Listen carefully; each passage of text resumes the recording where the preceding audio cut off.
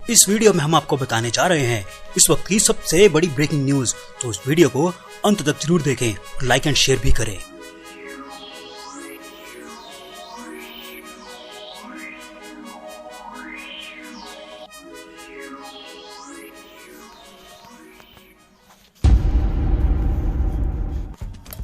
जय हिंद दोस्तों, आप देख रहे हैं ताजा न्यूज। बात करेंगे इस वक्त की सबसे बड़ी खबर की।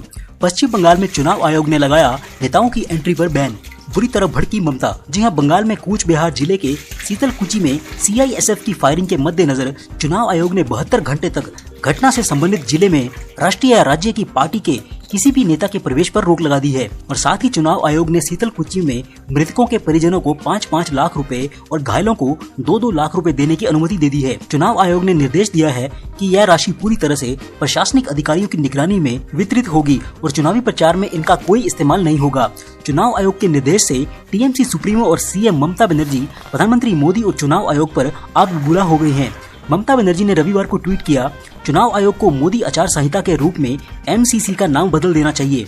बीजेपी अपनी ताकत का इस्तेमाल कर सकती है। इस दुनिया में कुछ भी हो सकता है, लेकिन मुझे अपने लोगों के साथ होने और अपना दर्द साझा करने से कोई नहीं रोक सकता है।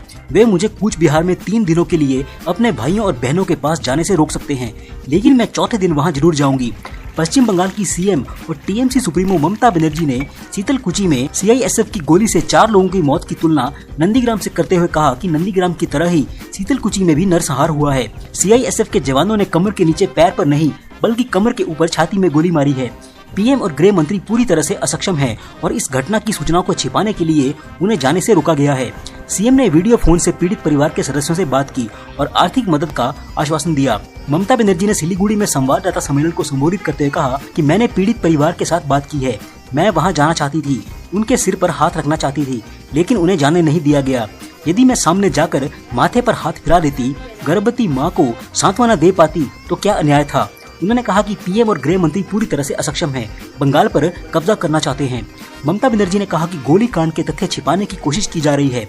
अर्धसैनिक बल को क्लीन चिट दिया गया है। शीतलकुची में नरसंहार किया गया है। यदि कोई समस्या थी तो समाधान की कोशिश क्यों नहीं की गई। रबर बुलेट चलाने, आंसू गैस के गोले छोड़ने, वाटर कैनन के इस्तेमाल का प्रावधान है। मैं बहुत ही दुखी हूँ। चुनाव आयोग भी बीजेपी का प्रवक्ता हो गया है। सभी बाहरी हैं जिन्होंने गोली चलाई है। मैं तो शांतिपूर्ण चुनाव चाहती हूँ। आप गोली बम क्यों मारोगे? कितनी हत्याएं की जाएंगी? लोगों में आतंक पैदा करना चाहते हैं। ममता बनर्जी ने फायरिंग में मारे गए युवकों के परिजनों से बात करते हुए कहा कि सीआईएसएफ पर जाकर हत्या का मुकदमा आप लोग दर्ज करवाओ, चुनाव के बाद मैं उसे देख लूंगी। उन्होंने कहा कि पुलिस स्टेशन में अगर केस दर्ज नहीं किया जाता है तो आप मुझे बताओ, मैं उन पुलिस वालों को भी देख लूंगी। उधर केंद्रीय गृह मंत्री अमित शाह ने रविवार को बंगाल की सीएम ममता बनर्जी पर जमकर हमला बोलते हुए कहा है कि बंगाल में 3 तरह के कानून चल रहे हैं। एक कानून भाईपों के लिए है, उस कानून से कुछ नहीं होता है। दूसरा कानून घुसपैठियों के लिए है, उससे भी कुछ नहीं होता है। और तीसरा कानून उन लोगों के लिए है जिसमें सब कुछ होता है, यानी कि आम लोगों के लिए है। लेकिन बीजेपी की सरकार बनने पर राजनीतिक हत्या और भ्रष्टाचार करने वालों को सलाखों के पीछे डालने का काम बीजेपी की सरकार करेगी। अमित शाह पश्चिम बंगाल विधानसभा चुनाव के 5वें चरण के पहले रविवार को फिर बंगाल पहुंचे और बीजेपी उम्मीदवारों के समर्थन में रोड शो किया। रोड शो में भारी संख्या में बीजेपी समर्थक उमड़े थे। उसके बाद चुनावी सभा को संबोधित करते हुए गृह मंत्री अमित शाह ने वादा किया कि बंगाल में शरणार्थियों के लिए सीएए बीजेपी लागू करेगी। अमित शाह ने कहा 14 अप्रैल को नया साल की शुरुआत होगी और 2 मई को सोनार बंगला की शुरुआत होगी। दीदी बुखलाई हुई हैं, हर रोज एक ही बात करती हैं कि अमित शाह इस्तीफा दे दें। जनता कहेगी तो मैं इस्तीफा दे दूंगा, आप तैयार रखो, 2 मई को आपको इस्तीफा दे दूंगा। बंगाल की जनता कहेगी तो नतमस्तक से इस्तीफा दे दूंगा। लेकिन दीदी मैं आपको एक बात बता दूं कि 2 मई को 2 बजे राज्यपाल के यहाँ जाकर आपका इस्तीफा देना तय है, क्योंकि ये चुनाव बीजेपी और टीएमसी के बीच चुनाव नहीं है, बंगाल की महिला शक्ति और टीएमसी के बीच चुनाव है। अमित शाह ने कहा कि दीदी बहुत बड़ी नेता है, उनकी विदाई 200 सीटों के साथ करें। उन्होंने कहा कि मतुआ समुदाय को नागरिकता मिले तो दीदी को क्या तकलीफ है। उन्हें चिंता है कि घुसपैठिए नाराज हो जाएंगे। कांग्रेस वामपंथी और दीदी क्या घुसपैठियों को रोक सकते हैं? बिल्कुल नहीं, केवल बीजेपी ही रोक सकती है।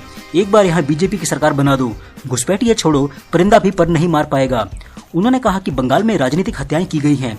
अम्फान और बुलबुल तूफान के लिए मोदी जी ने पैसे दिए थे, लेकिन उन पैसों को भी खा गए।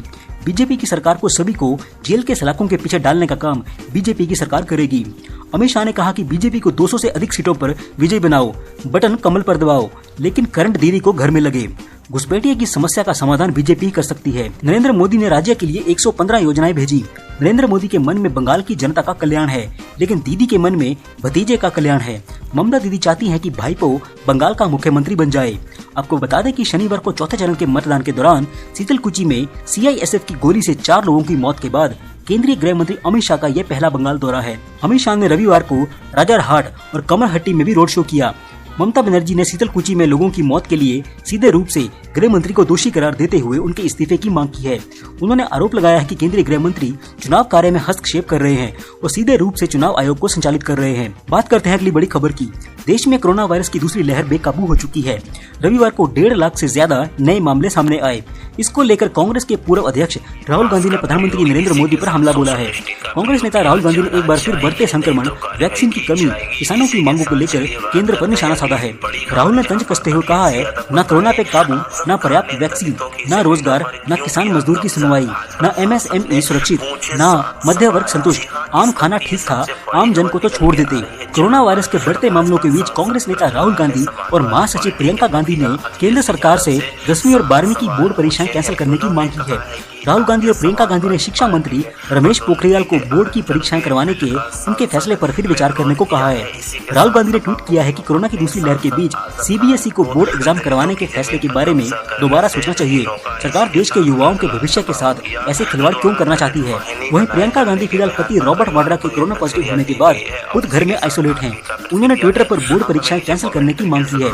प्रियंका ने इसके लिए रमेश पोखरियाल को पत्र लिखा है। प्रियंका गांधी ने पत्र शेयर करते हुए ट्विटर पर लिखा, देश भर में कोरोना के बढ़ते मामलों और खतरनाक होती स्थिति के बीच छात्रों और उनके अभिभावकों ने सीबीएसई बोर्ड परीक्षा 2021 को लेकर कुछ वाजिब चिंताएं जाहिर की हैं। इसके अलावा दिल्ली के मुख्यमंत्री अरविंद केजरीवाल ने रविवार को दावा किया कि दिल्ली में पिछले 10-15 दिन में कोरोना बहुत तेजी से बढ़ा है। दिल्ली में कोरोना की ये चौथी लहर है। दिल्ली में पिछले 24 घंटे में कोरोना के 10,732 नए केस आए हैं। स्थिति बहुत चिंताजनक है। मैं स्थिति पर नजर रखे हुआ हूँ और जो करने की जरूरत है हम वो सब कर रहे हैं। उन्होंने कहा कि हम लॉकडाउन नहीं चाहते हैं, लेकिन शनिवार को सरकार ने मजबूरी में कुछ पाबंदियों के आदेश दिए हैं। इस वक्त का पीक नवंबर से भी खतरनाक है। मुख्यमंत्री केजरीवाल ने कहा कि दिल्ली में कोरोना के 65% मरीज 35 साल से कम उम्र के हैं। ऐसे में कोरोना पर कैसे काबू पाया जाए, यह तभी संभव है जब वैक्सीनेशन होगा। केंद्र सरकार ने बहुत पाबंदियां लगा रखी हैं। मेरा केंद्र सरकार से निवेदन है कि वो पाबंदियां हटा दे और 35 साल तक के लोगों को वैक्सीन लगाने की अनुमति दे। बात करते हैं अगली